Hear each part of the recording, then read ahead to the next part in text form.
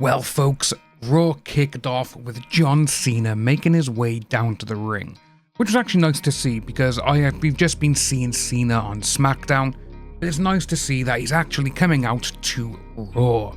Excuse me. So, with this, Cena didn't speak for a few moments, which he let the crowd just continue booing, cheering, jeering, whatever the crowd was doing, and it just seemed really, really awesome. He was just there, looking around, and the crowd ate it up. They were just so loud. When he finally spoke, he brought up R-Truth and said that Truth is nothing but a sideshow clown. Now with this, we are definitely going to be getting Cena against R-Truth at some point, which is amazing to see. But he said the crowd doesn't have power to change anything. You all don't deserve this. You don't deserve to have anything that you want, and you're all nothing more than keyboard warriors. But then he went into how many dates he has left. He has 22 dates left, so 22 appearances, and probably out of all of them, I'd probably say about 10 matches, maybe less. So with this, he went on that he has gone through the best of the best. He's taken out Candy Rhodes. Candy? He's taken out Cody Rhodes. He's like, he was your champion. He was your best. I got rid of him. I took on Randy Orton. Someone else who you all thought could beat me. I took him out. And then, obviously, with him saying that, I have beaten the best of the best. No one else but CM Punk comes on out. And when I saw this, I was straight away like, oh my god, we're getting Summer of Punk, which we very well could be getting. We had Punk go through everything that the fans want, and he's not kissing the final boss's ass. And with this, he looked at him, looked at the title, and he was like, I want that. You don't deserve it. Seth Rollins, he went through the names of them all. This is the thing to have. This is the thing that grants the power. And CM Punk wants it back, which was great. But then, he made it clear even more. Right here, right now, me and you. And Cena, again, just the absolute showman that he is. He looked at everyone and he went, John Cena, CM Punk, one final match. The best in the world against the greatest of all time for the undisputed WWE Championship. Let's do it. And that was it. Obviously, the crowd went fucking insane, and it was absolutely amazing, but we all know where this is going. He looked at it and went, it's not happening tonight though. Night of Champions, Saudi Arabia. You want your match? You got to follow me to Saudi Arabia.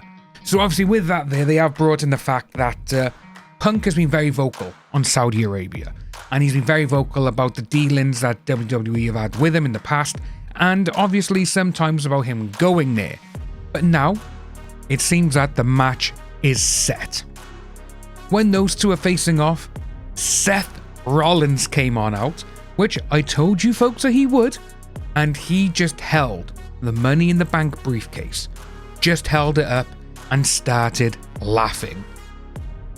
Obviously, I really do think that Seth Rollins is going to take on John Cena later this year and win the belt and tell everyone, I told you I was the savior of this industry. Because we got John Cena saying, I'm going to ruin wrestling. And you got Seth saying, I'm going to save wrestling. Seems to be as well that a lot of people haven't actually put that together, which is kind of interesting to see, because that is one of the most glaringly obvious things going. But with that though, great opening. Best opening to Raw in a long, long time. And with this, we went straight into our first match. Next up, folks, was our very first match, which was AJ Styles taking on Chad Gable. Now, this was actually a very awesome match to start Raw with. And Styles and Gable, they put on a show for everyone. It was very entertaining. And as you can see, we did have the Creed brothers at ringside, where we knew that they were going to get involved somehow, which they did. But AJ Styles took them out gracefully, and at one point, I actually thought Chad Gable was going to get the win. AJ Styles knocked him down. He got into the corner for the ropes. Phenomenal forearm coming in. jumped up, went for it, but Chad Gable turned it into an ankle lock, which looked great and it looked awesome. We actually did get AJ trying to do a Styles clash, but the Creed brothers were there. They distracted the ref while the other one grabbed Gable and pulled him out from the ring to save him. And that is when AJ literally just took him out with a flying knee, which is great. But with this, we did actually get Styles doing the Styles clash and getting the 1, 2, 3 for the first fight and first win. The match ended with Styles doing the Styles clash and getting the 1, 2, 3. Personally, I do want to see Chad Gable go on and take on Dominic Mysterio for the Intercontinental Championship, because I do think that Chad Gable deserves it. This guy needs to be in the picture for a lot of things because the guy is just awesome. He's just phenomenal. But I don't think that having him basically being like the new generation Kurt Angle is going to pay off that well for him.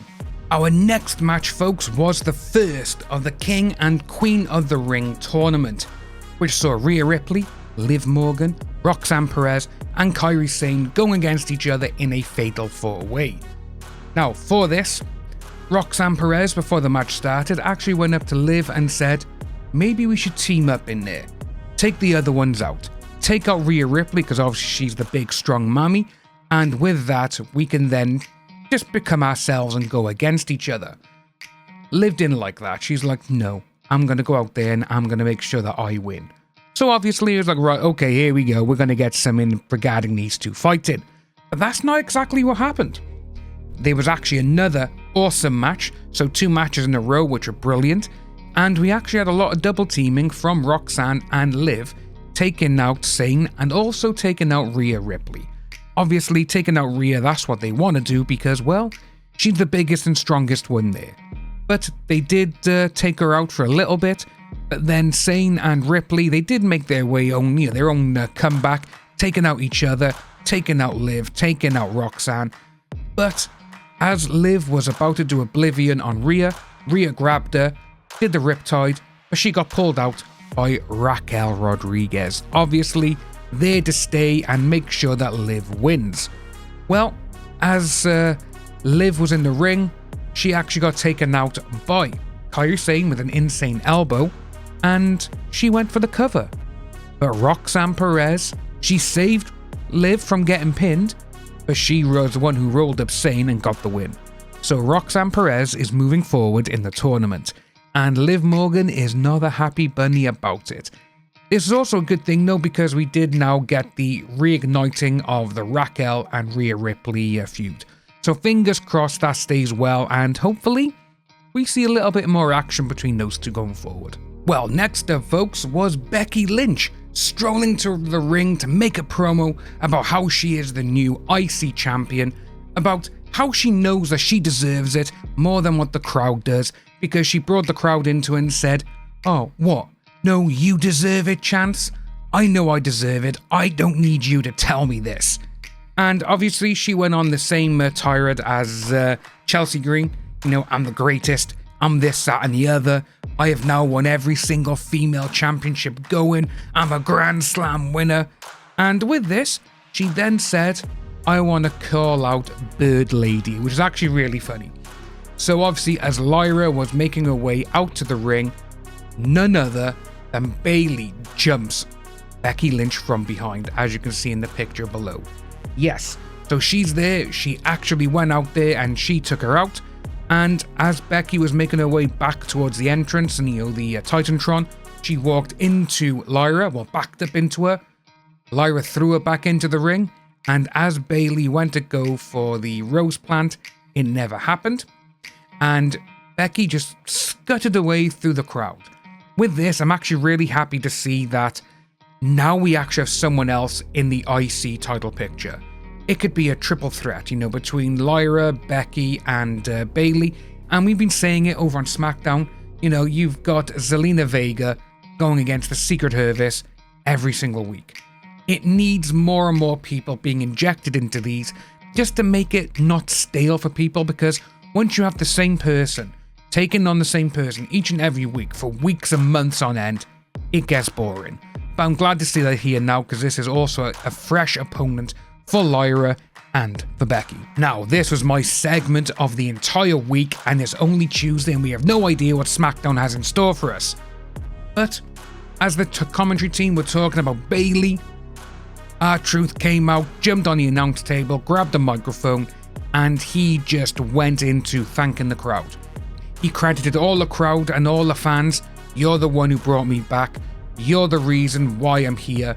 But I'm back now for myself. Now, this is actually when things got a little bit serious. And when Truth gets serious, it doesn't really feel like it's serious. And I think this may have shifted his mental capacity for the wrestling, for, well, obviously, storyline wise, because now he said R-Truth was no longer, and he is Ron Truth Killings. Ron the Truth Killings, that's what he said, excuse me. And he was like, R-Truth can be too funny. R-Truth can be too nice, too forgiving. Well, that's not me. And then he got out a pair of scissors and he cut his hair, which is absolutely insane that he went and did this. He cut his dreads off, and he's there now. Put respect on my name. Ron the Truth Killings is here. So with that, I do wonder if we are going to see a last great run for Truth, but I'm not too sure if that involves a championship, or it could be that, for all we know, he could cost John Cena the belt. That could be one of the great things going on. And obviously, this is now supposedly his last run in this company. Because there was rumours now, and you got Fightful and everything else. They're all saying that R-Truth's, his contract, is completely different to everyone else's. So with that, it wouldn't surprise me if he has signed a legend sort of deal, where he will be able to go forward, he can compete here, but then at the end, he's a legend, back in the Hall of Fame, which he will go in because he deserves it. But I just want to know, are we going to see a match between Cena and Truth again? At this moment in time, I'm thinking yes. Next up, folks, was the men's Fatal 4-Way King of the Ring Eliminator between Sami Zayn, Penta, Dominic Mysterio, and Braun Breaker. To me, this was the best match of the evening, and it was just flat out awesome.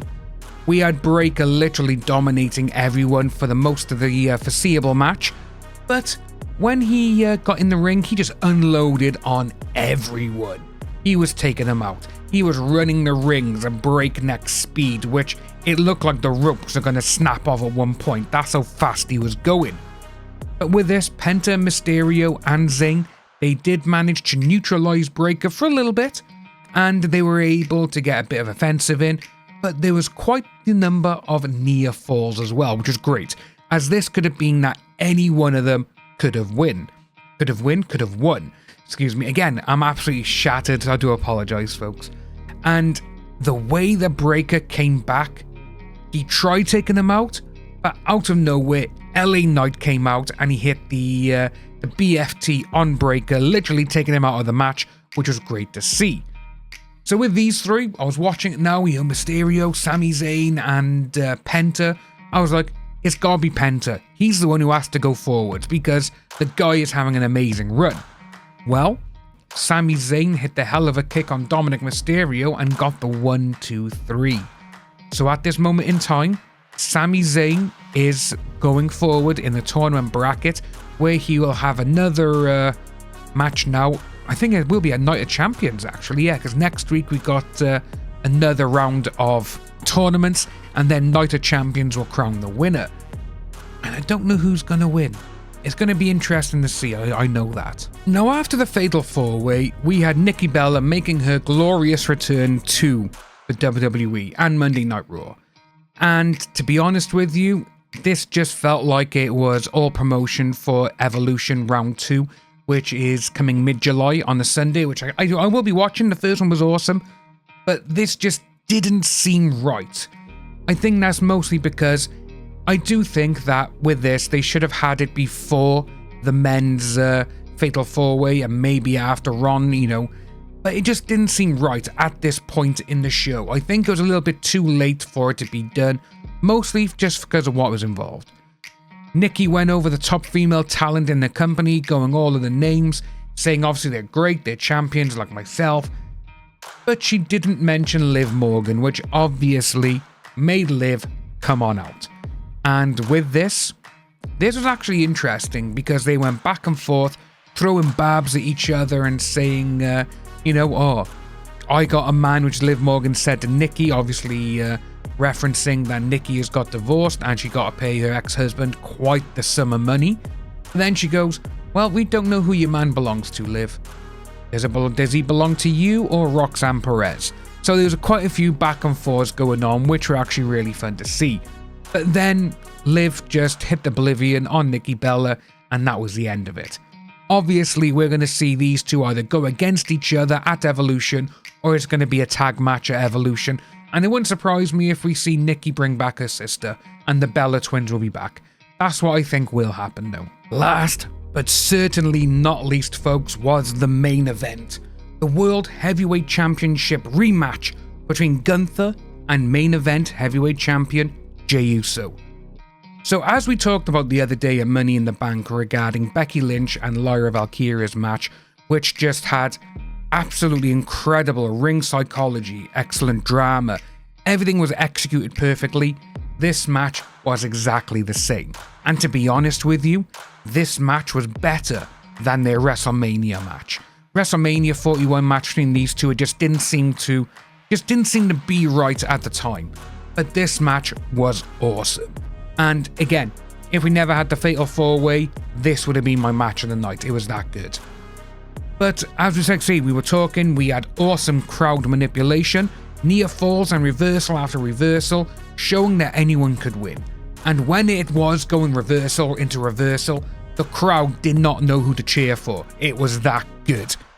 But when it came to end the show, we got Gunther putting Uso back to sleep for the win. And Gunther is our new heavyweight champion again. This can go a number of ways. We could see that these two could have a rematch and Night of Champions. Seth Rollins could come out and just take it whenever he wants to. Or we are going to see from SmackDown, Cody Rhodes make his way over to help Jey Uso and to take out Gunther for himself. Again, that could be a way to get Cody Rhodes back on SmackDown and on Raw and have Seth go to SmackDown. There's so many things and so many ways this could go. It's going to be interesting to see how this World Heavyweight Championship, how it falls over now, because again, was it premature to have Gunther take the belt back? Yes. Should Uso still be the champion? Yes.